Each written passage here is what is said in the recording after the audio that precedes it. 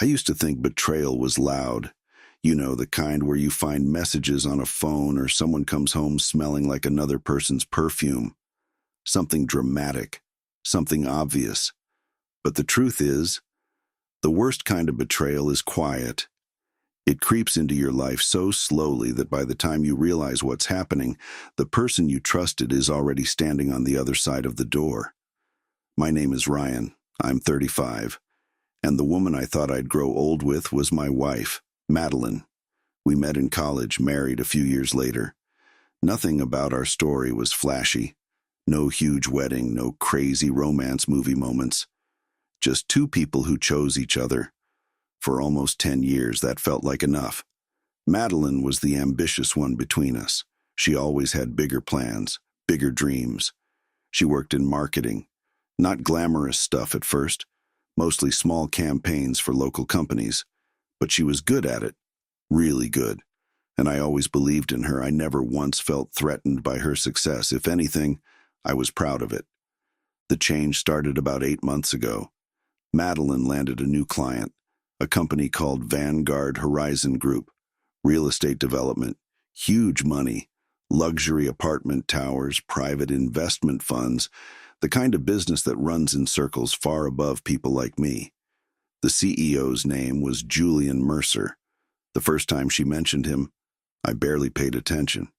"He's intense," she said one night while scrolling through emails on the couch. "What kind of intense?" I asked.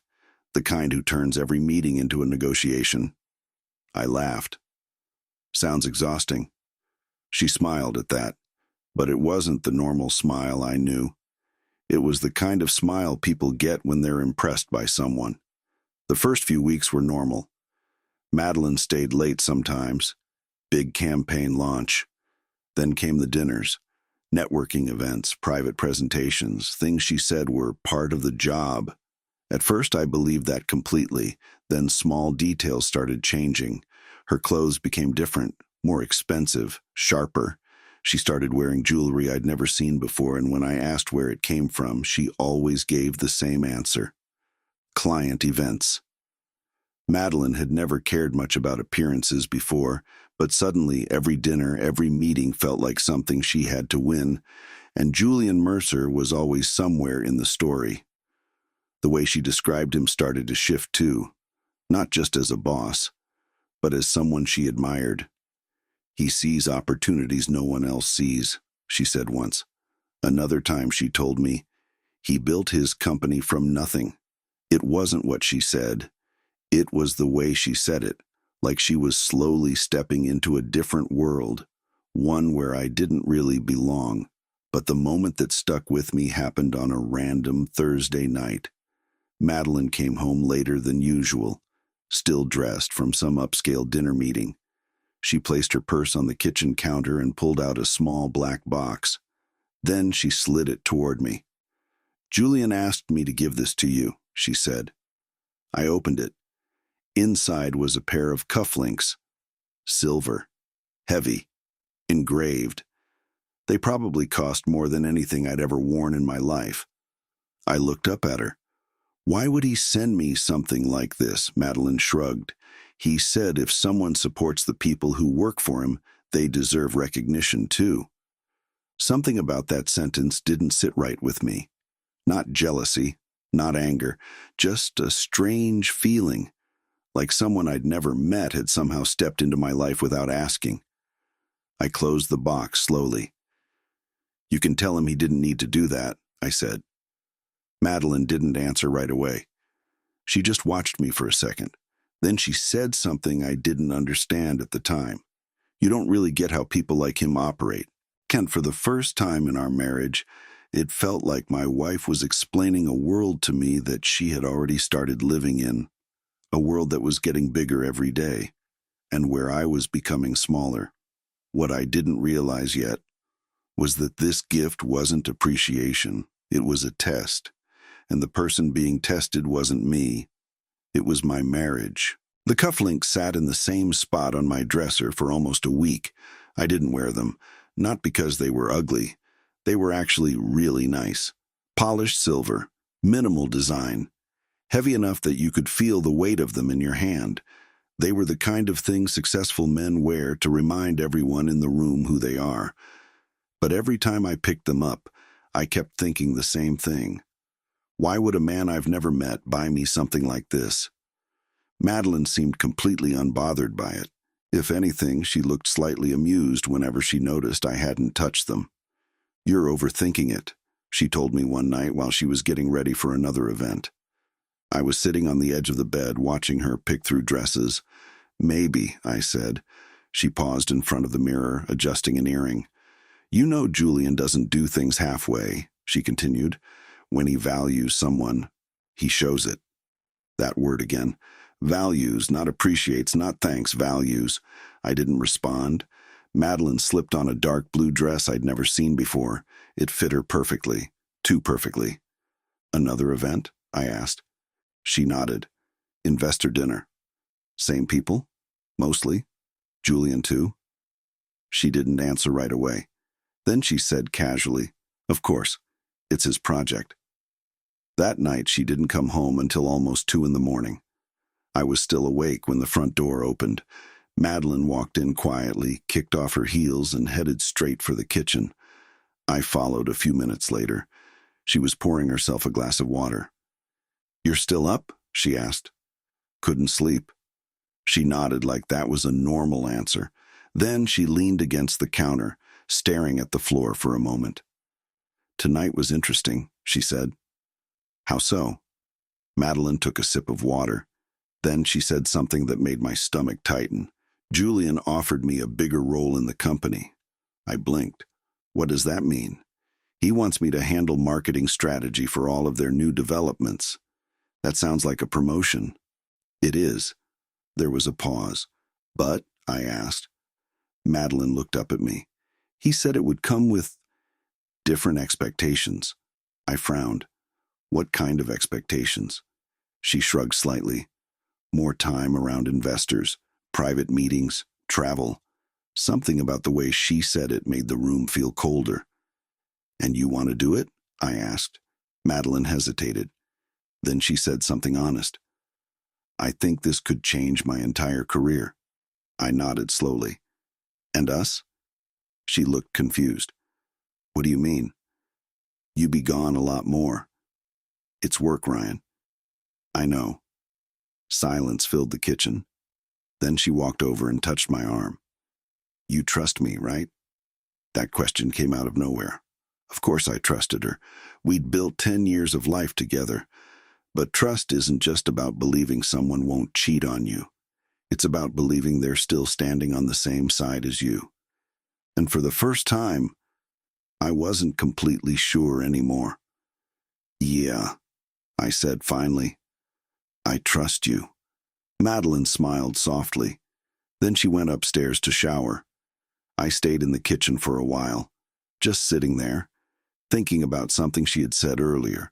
Different expectations. I didn't know exactly what that meant, but I knew one thing for sure. Julian Mercer wasn't just offering my wife a job. He was offering her something bigger, a new life, a faster one, a richer one. And the uncomfortable truth sitting in the back of my mind was this: if Madeline had to choose between that world and the quiet life we had built together, I wasn't completely sure which one she would pick, and I had a feeling I was about to find out. For the next few weeks, everything looked normal. At least on the surface, Madeline accepted Julian's offer almost immediately. Officially, it was a promotion. Director of Marketing Strategy for several of Vanguard Horizon's new luxury developments. Unofficially, it meant my wife's entire life started revolving around a world I knew nothing about. Investor meetings, private launches, out-of-state site visits. Every week there was something new. And every time she talked about work, Julian's name came up. Not in a romantic way, not even suspicious, just constant. "Julian thinks this building will sell out in months." "Julian closed another deal today." "Julian says the market is about to explode." At first, I didn't think much of it. When someone becomes your boss, their name naturally shows up in conversations. But after a while, something else started bothering me. Madeline wasn't just repeating things Julian said. She was quoting him, like his opinions had become important, more important than they used to be. One night we were having dinner at home, something that had become rare lately. Madeline looked tired but excited, the kind of energy people get when they feel like they're moving upward in life. "You should see the investors he works with," she said. "Billion-dollar funds, private equity groups, people who move entire cities with one deal." I nodded. "That sounds intense." "It is." Then she said something that stuck with me. "You know what the difference is between people like them and everyone else?" "What?" "They don't think about limits." I smiled a little. "Most people have limits." She shook her head. "No, most people just accept smaller lives." The way she said it wasn't mean, but it felt distant, like she was looking at the world differently now, like the life we had built together suddenly seemed too small. A few days later, something strange happened. Madeline asked me to come to an event, a real estate launch party, the first one she had ever invited me to. It was being held in one of Julian's newest luxury towers downtown. Glass walls, private bar, city skyline views. The place looked like something out of a movie. Madeline introduced me to a few people when we arrived, but most of them barely noticed I was there. They were too busy talking about money, deals, investments, the language of a completely different world. Then I finally met Julian Mercer.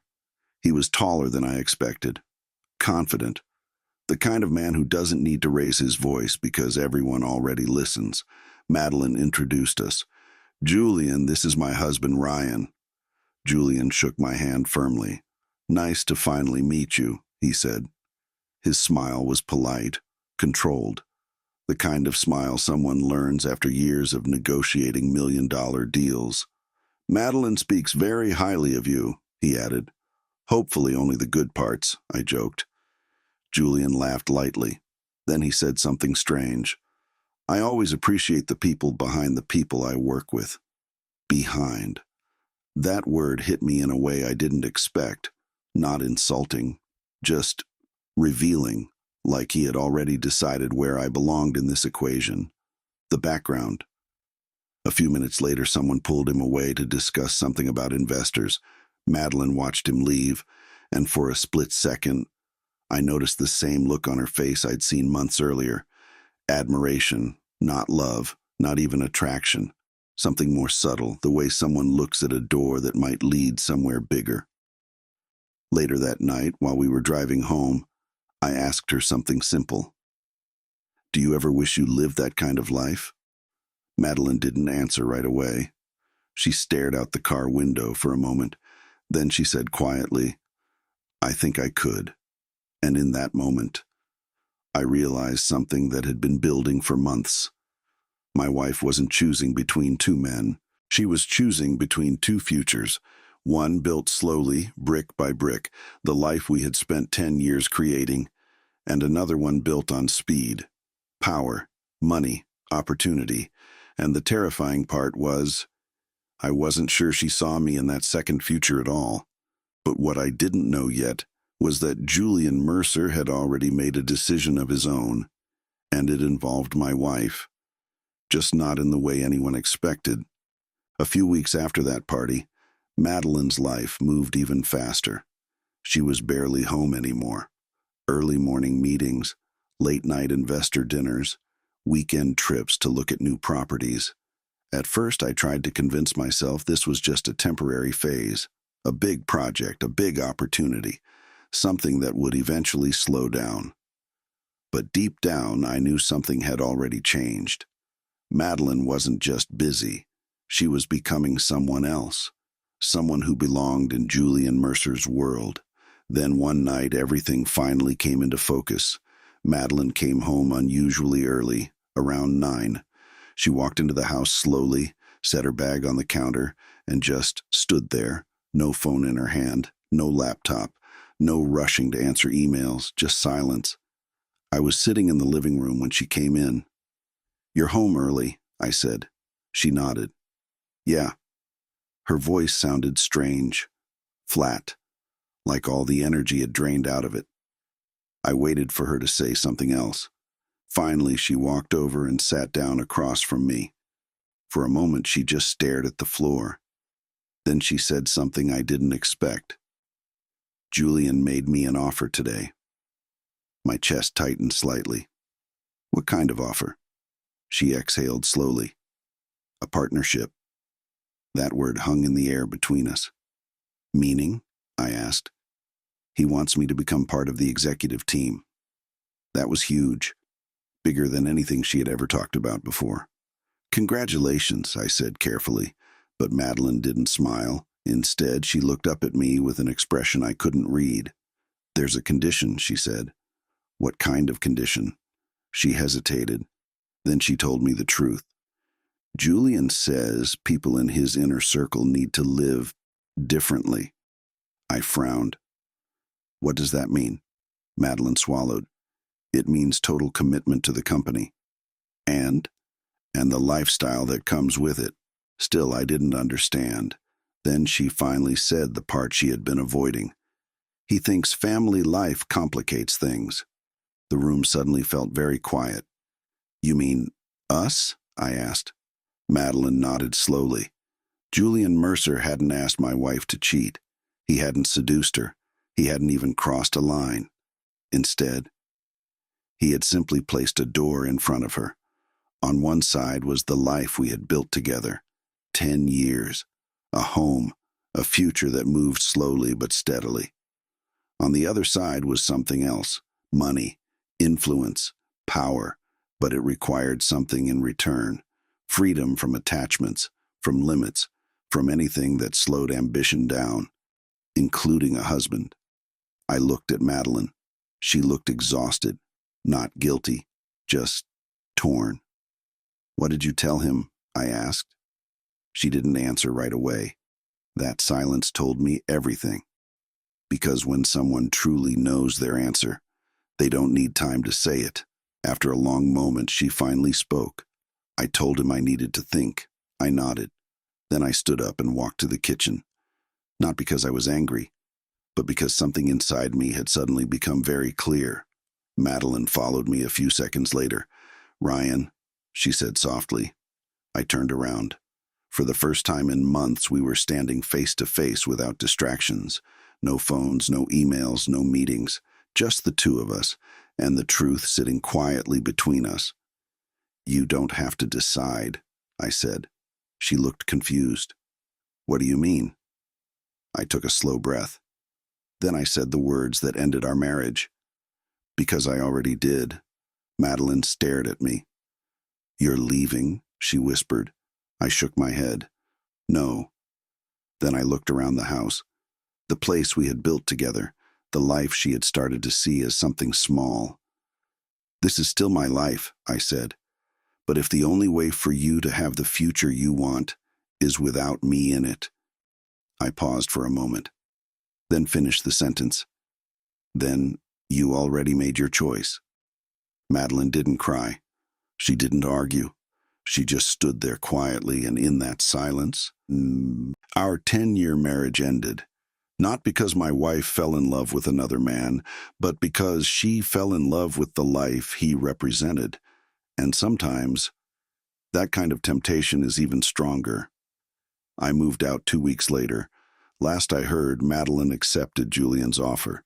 She's living in a penthouse now, traveling constantly, building the career she always dreamed about. And honestly, I hope she's happy. Because the strange thing about losing someone to ambition is this. You realize they didn't betray you in a moment. They simply grew into a future where you no longer fit. And the hardest part isn't the ending. It's understanding that, somewhere along the way, you stopped being the life they wanted to build.